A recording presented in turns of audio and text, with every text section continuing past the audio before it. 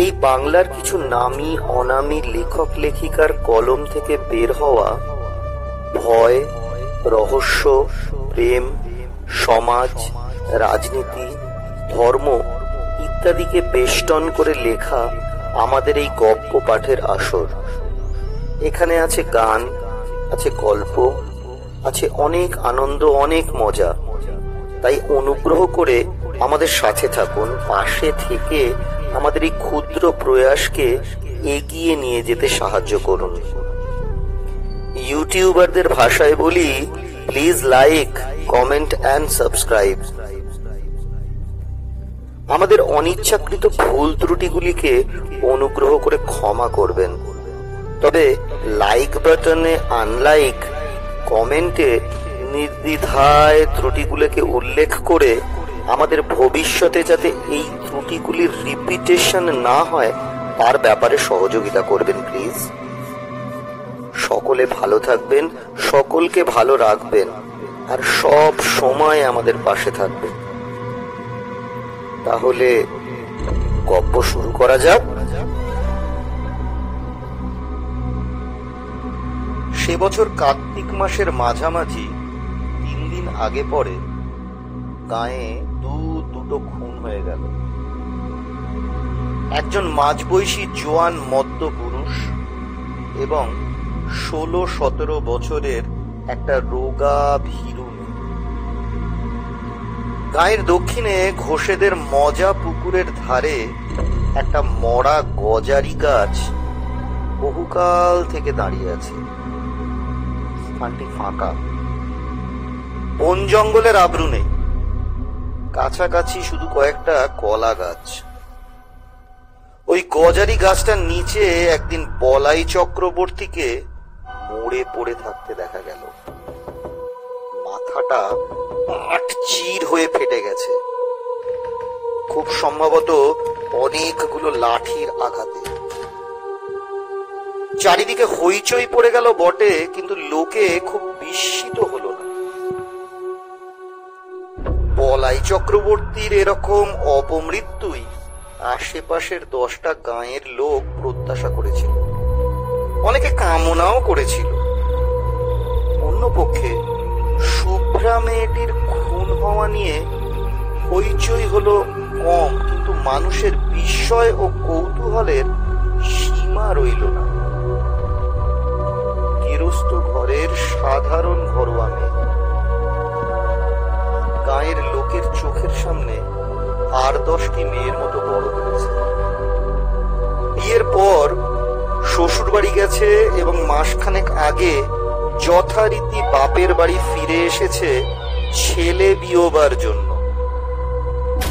পাশের বাড়ির মেয়েরা পর্যন্ত কোনোদিন কল্পনা করার ছুতো পায়নি যে মেয়েটার জীবনে খাপ ছাড়া কিছু লুকোনো ছিল। এমন ভয়াবহ পরিণামের নাটকীয় উপাদান সঞ্চিত হয়েছিল। গায়ে সব শেষের সাজের বাতিটি বোধহয় যখন সবে জ্বালা হয়েছে, তখন বাড়ির পেছনে ডোবার ঘাটে শুভ্রার মতো মেয়েকে কে বা কারা কেন যে গলা টিপে মেরে রেখে যাবে ভেবে উঠতে না পেরে গাঁ শুদ্ধ লোক যেন অপ্রস্তুত হয়ে রইল। বছর দেড়েক মেয়েটা শ্বশুর বাড়ি ছিল, গাঁয়ের লোকের চোখের আড়ালে। সেখানে কি এই ভয়ানক অঘটনের ভূমিকা গড়ে উঠেছিল? দুটো খুনের মধ্যে কি কোনো যোগাযোগ আছে? 20-30 বছরের মধ্যে গাঁয়ের কেউ তেমন ভাবে জখম পর্যন্ত হয়নি। যখন হলো পরপর একবারে খুন হয়ে গেল দুটো, তার একটি পুরুষ, অপরটি যুবতী নারী। দুটি খুনের মধ্যে একটা সম্পর্ক আবিষ্কার করার জন্য প্রাণ সকলের ছটফট করে।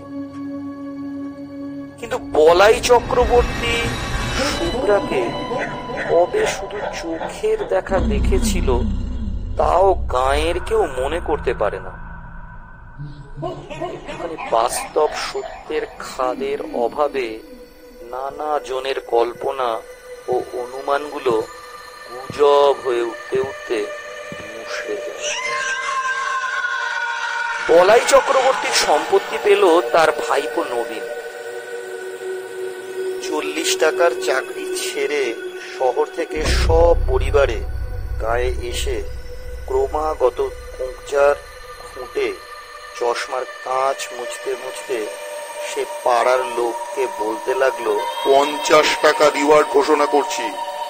কাকাকে যারা অমন মার মেরেছে তাদের যদি ফাঁসি কাঠে ঝুলোতে না পারি। চশমার কাঁচের বদলে মাঝে মাঝে কোঁচার খুঁটেও সে নিজের চোখ মুছতে লাগে।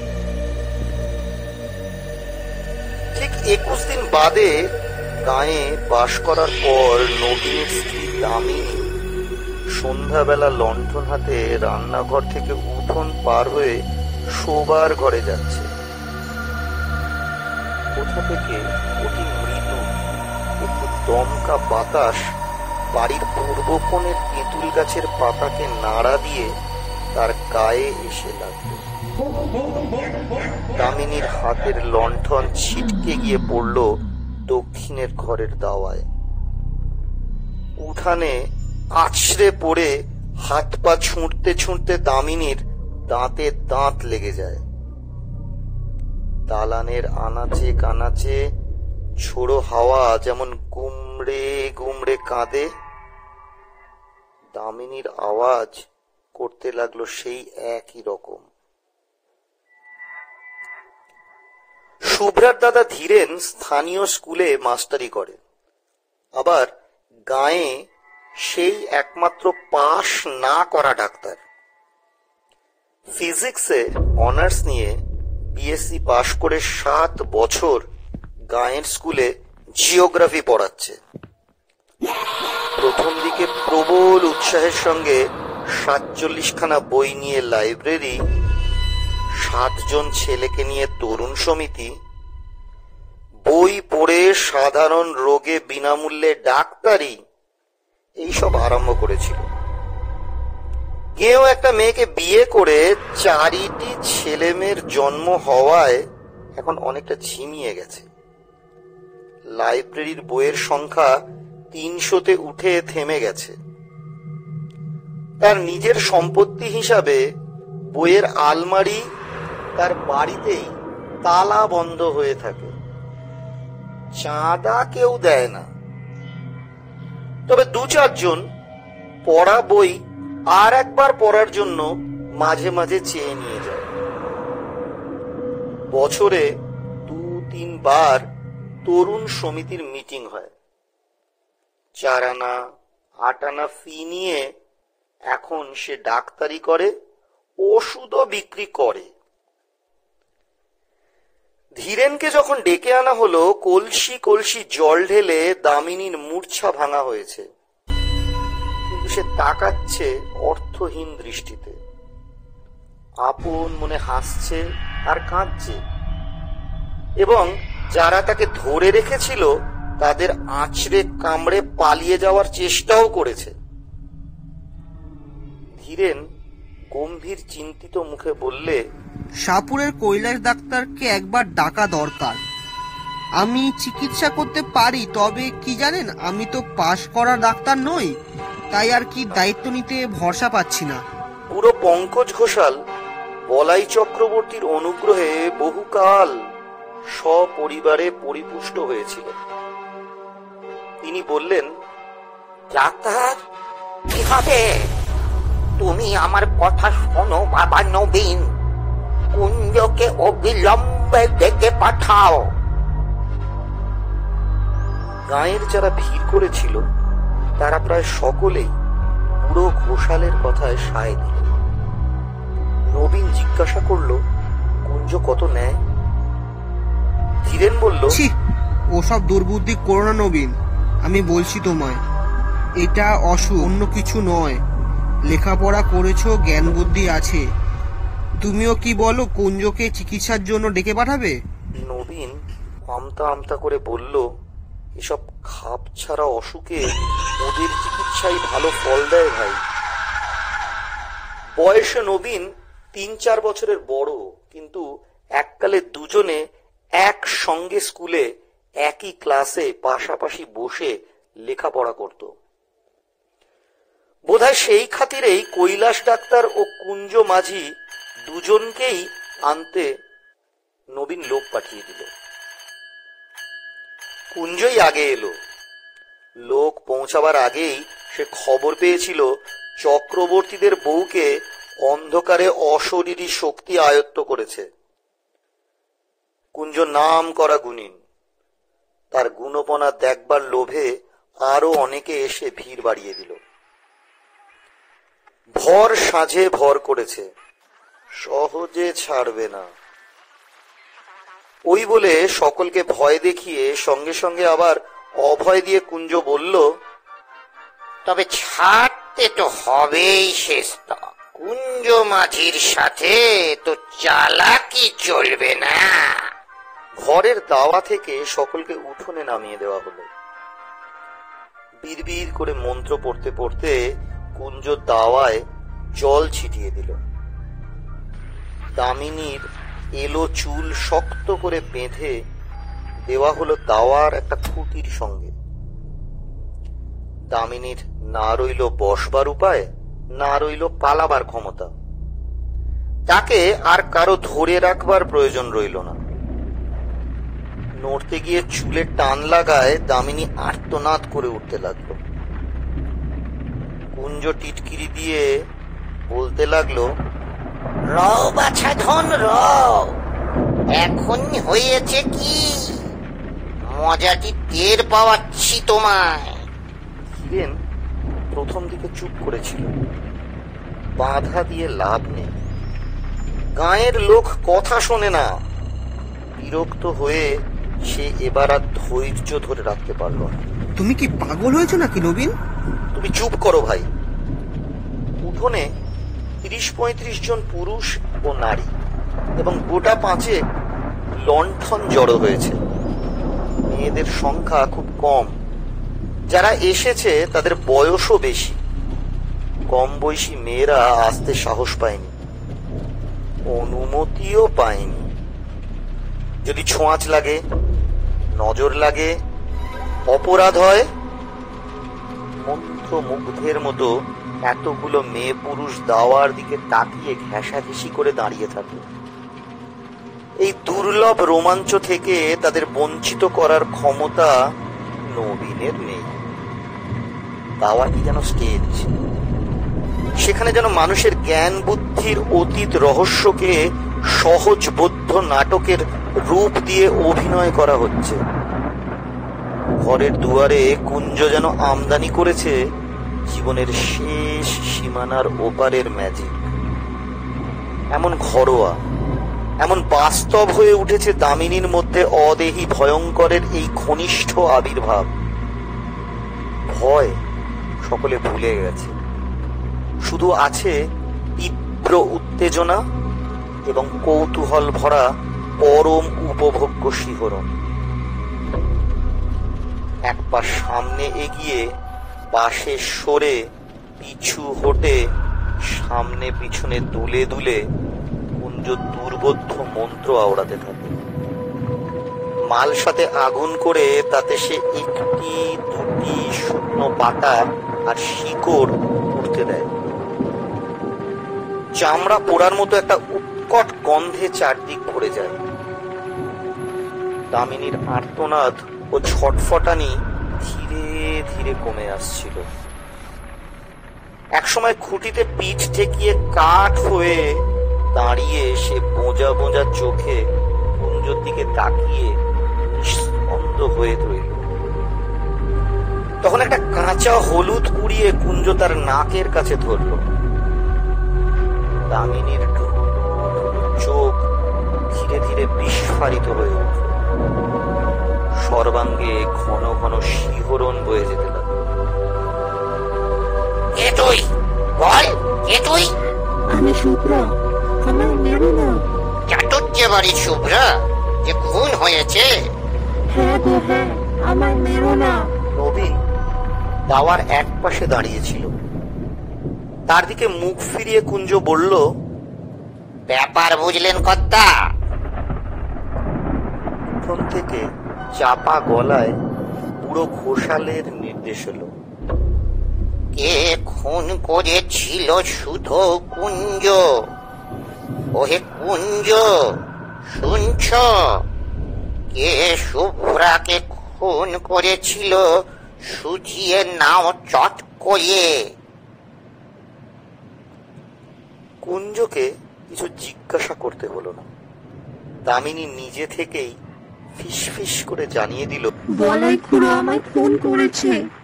নানাভাবে ঘুরিয়ে ফিরিয়ে অনেকবার অনেকভাবে তাকে প্রশ্ন করা হলো, কিন্তু দামিনীর মুখ দিয়ে এছাড়া আর কোনো জবাব বের হলো না যে সে শুভ্রা এবং বলাই তাকে খুন করেছে। এরপর এক সময় তার মুখ বন্ধ হয়ে গেল। নাকে হলুদ পোড়া ধরেও আর তাকে কথা বলানো গেল না। কুঞ্জ অন্য একটি প্রতিক্রিয়ার আয়োজন করছিল, কিন্তু কৈলাস ডাক্তার এসে পড়ায় আর ও সুযোগ পেল না। কৈলাসের চেহারাটি জমকালো, প্রকাণ্ড শরীর, এক মাথা কাঁচা পাকা চুল, মোটা ভ্রু, মুখময় খোঁচা খোঁচা দাড়ি গোঁফ। এসে দাঁড়িয়েই ষাঁড়ের মতো গর্জন করতে করতে সে সকলকে গালাগালি দিতে দিতে আরম্ভ করলো। কুঞ্জের আগুনের মালসা তার দিকেই লাথি মেরে ছুঁড়ে দিয়ে বলল, দাঁড়া হারামজাদা, তোকে ফাঁসি কাটি ঝুলোচ্ছি। ওষুধ দিয়ে বৌমাকে আজ মেরে ফেলে থানায় তোর নামে রিপোর্ট দেবো, তুই খুন করেছিস। কৈলাস ঘুটিতে বাঁধা চুল খুলে দামিনীকে ঘরে নিয়ে গিয়ে বলাইয়ের দাদা মশাইয়ের আমলের প্রকাণ্ড খাটের বিছানায় শুইয়ে দিল। প্যাক করে তার বাহুতে সূচ ফুটিয়ে ঢুকিয়ে দিল ঘুমের ওষুধ। দামিনী কাতর ভরে বলল, আমায় মেরো না, আমি শুভ্রা, চাটুজ্জে বাড়ি শুভ্রা। কয়েক মিনিটের মধ্যে সে ঘুমিয়ে পড়ল। দামিনীর মুখ দিয়ে শুভ্রা বলয় চক্রবর্তীর নাম করায় অনেকে বিশ্বাসীর মনে যে ধাঁধার সৃষ্টি হয়েছিল, বুড়ো ঘোষালের ব্যাখ্যা শুনে সেটা কেটে গেল। শুভ্রার 3 দিন আগে বলাই চক্রবর্তী মরে গিয়েছিল সন্দেহ নেই, কিন্তু শুধু জ্যান্ত মানুষ কি মানুষের গলা টিপে মারে? আর কিছু মারে না? শ্মশানে মশানে লিঙ্কন প্রকৃতির যোগাযোগ ঘটলে পথ ভোলা পথিকের ঘাড় তবে মাঝে মাঝে মোটকে দেয় কিসে? ব্যাখ্যাটা দেওয়া উচিত ছিল কুঞ্জ গুনিনের। বুড়ো ঘোষালের আগেই সকলকে শুনিয়ে দেওয়াতে জোর গলায় তাকে সমর্থন করেই নিজের মর্যাদা বাঁচানো ছাড়া তার উপায় রইল না। তবে কথাটাকে সে ঘুরিয়ে দিল একটু অন্যভাবে, যার ফলে অবিশ্বাসীর মনে পর্যন্ত খটকা বাঁধা সম্ভব হয়ে উঠল। বলাই চক্রবর্তী খুন করেছে শুভ্রাকে বটে, কিন্তু সোজাসুজি নিজে নয়, কারণ মরার 1 বছরের মধ্যে সেটা কেউ পারে না। ওই সময়ের মধ্যে শ্রাদ্ধ শান্তি না হলে তবেই সোজাসুজি মানুষের ক্ষতি করার ক্ষমতা জন্মায়। বলাই চক্রবর্তী একজনকে ভর করে তার মধ্যস্থতায় শুভ্রাকে খুন করেছে, তার রক্ত মাংসের হাত দিয়ে। না, যাকে সে ভর করেছিল তার কিছু মনে নেই। মনে থাকবে কি করে? মনে কি থাকে? এক রাত্রে অনেক কান ঘুরে পরদিন সকালে কথাগুলি ধীরেনের কানে গেল। অগ্রহায়ণের উজ্জ্বল মিঠে রোদ তখন চারিদিকে ছড়িয়ে আছে। বর্ষার পরিপুষ্ট গাছে আর আগাছার জঙ্গলে যেন পার্থিব জীবনের ছড়াছড়ি। বাড়ির পিছনে ডোবাটি কচুরি পানায় আচ্ছন্ন, গাঢ় সবুজ অসংখ্য রসালো পাতা, বর্ণনাতীত কোমল রঙের অপরূপ ফুল। তাল গাছের গুঁড়ির ঘাটটি কার্তিক মাসেও প্রায় জলে ডুবেছিল, এখন জল কমে অর্ধেকের বেশি ভেসে উঠেছে। টুকরো বসিয়ে ধাপগুলো এবার ধীরেন বিশেষ করে শুভ্রার জন্য বানিয়ে দিয়েছিল। 7 মাসের গর্ভ নিয়ে ঘাটে উঠতে নামতে সে যাতে পা পিছলে আছাড় না খায়। পাড়ার মানুষ বাড়ি বয়ে গাঁয়ের গুজব শুনিয়ে গেল। আবেষ্টনীর প্রভাবে উদ্ভট কথাগুলো সঙ্গে সঙ্গে ধীরেনের মন থেকে বাতিল হয়ে গেল। ক্ষুব্ধ হবার অবসরও সে পেল না। ডোবার কোন দিক থেকে কিভাবে কে সেদিন সন্ধ্যায় ঘাটে এসেছিল, কেন এসেছিল, এই পুরনো ভাবনা সে ভাবছিল অনেকক্ষণ থেকে। তাই সে ভাবতে লাগলো। একমাত্র এই ভাবনা তাকে অন্য মনস্ক করে দেয়। ক্ষোভ ও বিষাদের এত প্রাচুর্য যে মাঝে মাঝে কিছুক্ষণের জন্য অন্যমনস্ক হতে না পারলে তার অসহ্য কষ্ট হয়। অন্য কোনো বিষয়ে তার মন বসে না। ভাতের থালা সামনে ধরে নিয়ে শান্তি বলল, আমার কিন্তু মনে হয় তাই হবে, নাইলে। কটমট করে তাকিয়ে ধীরেন ধমক দিয়ে বলল, চুপ চুপ চুপ, যা খুশি মনে হোক তোমার, আমায় কিছু খবর দেবে না, খবরদার। স্কুলে যাওয়ার পথে যাদের সঙ্গে দেখা হলো মুখে তারা কিছু বলল না, কিন্তু তাদের তাকানোর ভঙ্গি যেন আরো স্পষ্ট জিজ্ঞাসা হয়ে উঠল। কথাটা তুমি কিভাবে নিয়েছো শুনি? পুরুত ঠাকুর তাকে অনেকক্ষণ দাঁড় করিয়ে রেখে দোষ মোচনের জন্য দরকারি ক্রিয়াকর্মের বিষয় আলোচনা করলেন, উপদেশ দিলেন। বিশেষ করে বলে দিলেন যে স্কুল থেকে ফিরবার সময় তার বাড়ি থেকে সে যেন তার নিজের ও বাড়ির সকলের ধারণের জন্য মাদুলি নিয়ে যায়।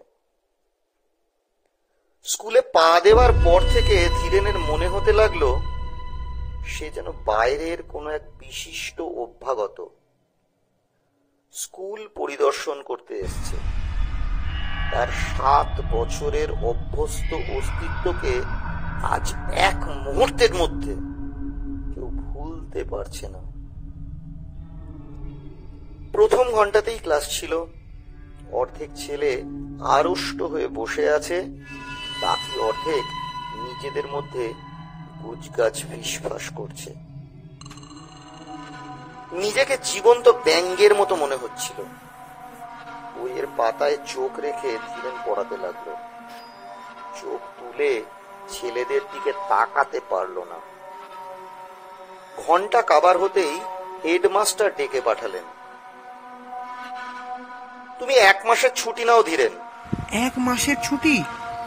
মথুর বাবু এইমাত্র বলে গেলেন আজ থেকেই ছুটি পাবে। আজ তোমার আর পড়িয়ে কাজ নেই। মথুর বাবু স্কুলের সেক্রেটারি। মাইলখানেক পথ হাঁটলেই তার বাড়ি পাওয়া যায়। চলতে চলতে মাঝপথে ধীরেনের মাথাটা কেমন ঘুরে উঠল। কদিন থেকে হঠাৎ চেতনার ঝাঁকি লেগে মাথাটা তার এইরকম ঘুরে উঠছে। চিন্তা ও অনুভূতির আকস্মিক পরিবর্তনের সঙ্গে এই ঝাঁকি লাগে, অথবা এমন ঝাঁকি লেগে তার চিন্তা ও অনুভূতি বদলে যায়। গাছতলায় কিছুক্ষণ বিশ্রাম করে সে বাড়ির দিকে পা বাড়ালো। মথুর বাবু এখন হয়তো খেয়ে বিশ্রাম করছেন। এখন তাকে বিরক্ত করা উচিত হবে না। স্কুল থেকে তাড়িয়ে দেওয়া হয়নি, 1 মাসের ছুটি দেওয়া হয়েছে। এই 1 মাসের মধ্যে মথুর বাবুর সঙ্গে দেখা করার অনেক সময় সে পাবে। আজ গিয়ে হাতে পায়ে না ধরাই ভালো। মথুরবাবুর যদি দয়া হয়, যদি তিনি বুঝতে পারেন যে তার বোন খুন হয়েছে বলে দামিনীর ঘোষণার ফলে তার বোনের কাল্পনিক কেলেঙ্কারি নিয়ে চারিদিকে হইচই হচ্ছে বলে তাকে দোষী সাব্যস্ত করা উচিত নয়, তাহলে মুশকিল হতে পারে। ছুটি বাতিল করে কাল থেকে কাজে যাওয়ার অনুমতি হয়তো দিয়ে বসবেন। এতক্ষণ খেয়াল হয়নি, বুঝতে পেরেছে নিয়মিতভাবে প্রতিদিন স্কুলে ছেলেদের পড়ানোর ক্ষমতা তার আর নেই। মথুরবাবুর সামনে দাঁড়াতে লজ্জা হচ্ছে। চেনা মানুষের সঙ্গে দেখা হয়ে যাবার ভয়ে মাঠের পথ ধরে পালিয়ে গেছে। বাড়ি গিয়ে ঘরের মধ্যে লুকোতে হবে। দুর্বল শরীরটা বিছানায় লুটিয়ে দিয়ে ভারী মাথাটা বালিশে রাখতে হবে। সারা দুপুর ঘরের মধ্যে শুয়ে বসে ছটফট করে কাটিয়ে শেষ বেলায় দিকে বেরিয়ে মাজা বাসন হাতে শান্তি ঘাট থেকে উঠে আসছে। দুবার ধারে প্রকাণ্ড বাঁশ ঝাড়টার ছায়ায় মানুষের মতো কি যেন একটা নড়াচড়া করছে। হিরেন আর্তনাদ করে উঠল। কে ওখানে? শান্তির হাতের বাসন ঝনঝন শব্দে পড়ে গেল। পরিমরি করে ছুটে এসে ভয়ার্ত কণ্ঠে জিজ্ঞাসা করলো, কোথায়? কে? কোনখানে? বাঁশঝাড় থেকে চেনা গলার আওয়াজ এলো, আগে আমি মাস্টার মশাই, নমস্কার। বাঁশ কাটতেছিলুম। কে তোকে বাঁশ কাটতে বলেছে এখানে? শান্তি বলল, আমি বলেছি। খেন্তি পিসি বললো নতুন একটা বাঁশ কেটে আগা মাথায় একটু পুড়িয়ে ঘাটের পথে তাড়াতাড়ি ফেলে রাখতে। ভোরে উঠে সরিয়ে দেব, সন্ধ্যের আগে পেতে রাখবো। তুমি যেন আবার ভুল করে বাঁশটা ডিঙিয়ে যেও না। সন্ধ্যার আগেই শান্তি আজকাল রাধা বাড়া আর ঘর কন্যার সব কাজ শেষ করে রাখে।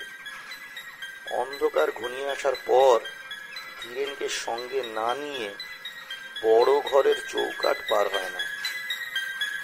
ছেলে মেয়েদেরও ঘরের মধ্যে আটকে রাখে।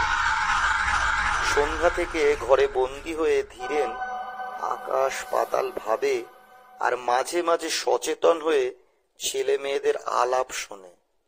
জানিস ছোট পিসি ভূত হয়েছে। ভূত নয়, পেতনি, বেটা ছেলে ভূত হয়। ঘরের মধ্যেও কারণে অকারণে শান্তি ভয় পেয়ে আঁতকে ওঠে। কাল রাত্রের প্রথম প্রহরে একটা পেঁচার ডাক শুনে ধীরেনকে আঁকড়ে ধরে গোঙাতে গোঙাতে বমি করে ফেলেছিল। বড় ঘরের দাওয়ার পূর্ব প্রান্তে বসে তামাক টানতে টানতে দিনের আলো ম্লান হয়ে এলো। এখানে বসে ডোবার ঘাট আর দুধারের বাঁশঝাড় ও জঙ্গল দেখা যায়। জঙ্গলের পর সেনেদের কলা বাগান। সেনেদের কাছারি ঘরের পাশ দিয়ে দূরে বসেদের মজা পুকুরের তীরে মরা গজারি গাছটার ডগা চোখে পড়ে। অন্ধকার হবার আগেই কুয়াশায় প্রথমে গাছটা, তারপর সেনদের বাড়ি আবছা হয়ে ঢাকা পড়ে গেল।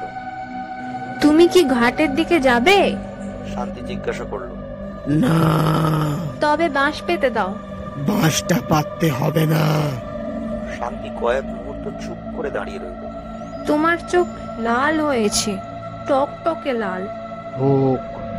শোবার ঘর আর রান্নাঘরের ভিটের সঙ্গে দু প্রান্ত ঠেকিয়ে শান্তি নিজেই বাঁশটা বেঁধে দিল। কাঁচা বাঁশের দু প্রান্তের খানিকটা পুড়িয়ে দেওয়া হয়েছে।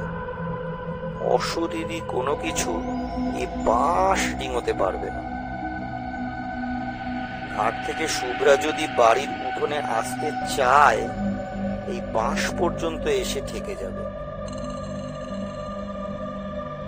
আলো জ্বলার আগেই ছেলে মেয়েদের খাওয়া শেষ হল। সন্ধ্যাদীপ না জেলে শান্তির নিজের খাওয়ার উপায় নেই। ভালো করে সন্ধ্যা হওয়ার আগেই সে তাড়াতাড়ি দীপ জেলে ঘরে ঘরে দেখিয়ে শাঁখে ফুঁ দিল। 10 মিনিটের মধ্যে নিজে খেয়ে ধীরেনের ভাত বেড়ে ঢাকা দিয়ে রেখে রান্নাঘরে তালা দিয়ে কাপড় ছেড়ে ঘরে গিয়ে ঢুকল। বিকালে আজকাল সে মাছ রান্না করে না। টোকাটা নাকি অশরীরী আত্মাকে আকর্ষণ করে। খাওয়ার হাঙ্গামা খুব সংক্ষেপে, সহজে এবং অল্প সময়ে সম্পন্ন হয়ে যায়। কি গো, ঘরে আসবে না? না। তখনও আকাশ থেকে আলোর শেষ আভাসটুকু মুছে যায়। তারা দেখা দিয়েছে, আরো কয়েকটি দেখা দিতে দিতে আবার হারিয়ে যাচ্ছে। আর 1 মিনিট কি 2 মিনিটের মধ্যে রাত্রি শুরু হয়ে যাবে। জীবিতের সঙ্গে মৃতের সংযোগ স্থাপনের সবচেয়ে প্রশস্ত সময় সন্ধ্যা। ভর সন্ধ্যাবেলা শুভ্রা দামিনীকে আশ্রয় করেছিল। আজ সন্ধ্যা পার হলে রাত্রি আরম্ভ হয়ে গেলে চেষ্টা করেও শুভ্রা হয়তো তার সঙ্গে কথা বলতে পারবে না। আর দেরি না করে এক্ষুনি শুভ্রাকে সুযোগ দেওয়া উচিত। চোরের মতো ভিটে থেকে নেমে বাঁশ ডিঙিয়ে ধীরেন পা টিপে টিপে ডোবার মাঠের দিকে এগিয়ে গেল। অদ্ভুত বিকৃত গলার ডাক শুনে শান্তি লণ্ঠন হাতে ঘর থেকে বেরিয়ে এলো। বাঁশের ওপারে দাঁড়িয়ে হিংস্র জন্তুর চাপা গর্জনের মতো গম্ভীর আওয়াজে ধীরেন তার নিজের নাম ধরে ডাকাডাকি করছে। ধীরেন, এই ধীরেন, শুনতে পাচ্ছিস না? ধীরেন, এই ধীরেন। গেঞ্জি আর কাপড়ে কাদা ও রক্ত মাখা, ঠোঁট থেকে চিবুক বেয়ে ফোঁটা ফোঁটা রক্ত গড়িয়ে পড়ছে। বাঁশটা সরিয়ে দাও। ডিঙিয়ে এসো, বাঁশটা ডিঙিয়ে চলে এসো। কি হয়েছে, পড়ে গেছো নাকি? ডিঙাতে পারছি না, বাঁশটা সরিয়ে দাও। বাঁশ ডিঙোতে পারছে না? মাটিতে শোয়ানো বাঁশ। শান্তির আর এতটুকু সন্দেহ রইল না। আকাশ চেরা তীক্ষ্ণ গলায় সে আর্তনাদের পর আর্তনাদ শুরু করে দিল। তারপর প্রতিবেশী এলো, পাড়ার লোক এলো, গাঁয়ের লোকও এলো, কুঞ্জও এলো। 3-4 কলস জল ঢেলে ধীরেনকে স্নান করিয়ে দাওয়ায় খুঁটির সঙ্গে বেঁধে ফেলা হলো। মন্ত্র পড়ে জল ছিটিয়ে মালসার আগুনে পাতা ও শেকড় পুড়িয়ে ঘন্টা খানেকের চেষ্টায় ধীরেনকে কুঞ্জ ঝুম করে ফেলল। তারপর মালসার আগুনে কাঁচা হলুদ পুড়িয়ে ধীরেনের নাকের কাছে ধরে বজ্র কণ্ঠে সে জিজ্ঞাসা করলো, কে তুই? বল, কে তুই? ধীরেন বলল, আমি বলাই চক্রবর্তী, শুভ্রাকে আমি খুন করেছি। শুভ্রাকে আমি খুন করেছি?